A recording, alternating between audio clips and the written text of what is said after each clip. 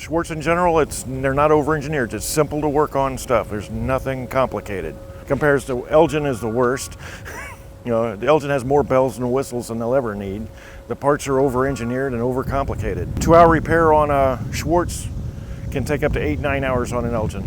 We've been doing it for so long, we've got an extreme maintenance program. Every 200 broom hours or 500 engine hours, we go from one end of the truck to the other, making sure everything's good. But because they're simple, not as many things to look at. Downtime, less downtime. So far, dealing with every time I've called up Schwartz with a problem, they tell me I know figure out what part I need. It's next day aired out.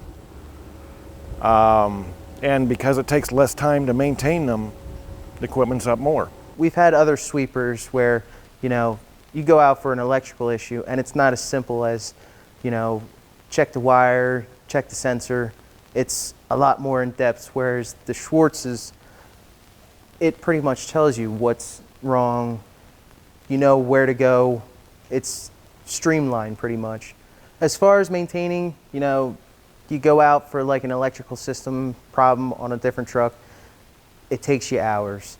Whereas the Schwartz, they use the CAN bus system, and it pretty much streamlines the repair because you know what's wrong with it, you know where to go, and within a couple minutes you figure it out, fix it, and the truck's back up and running. Don't have to worry about any downtime.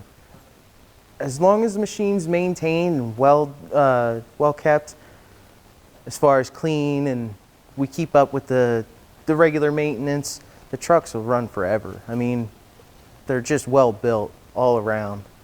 This is a 2013, same reliability and performance as this 2020 machine right here. Put it on the road, ready to go.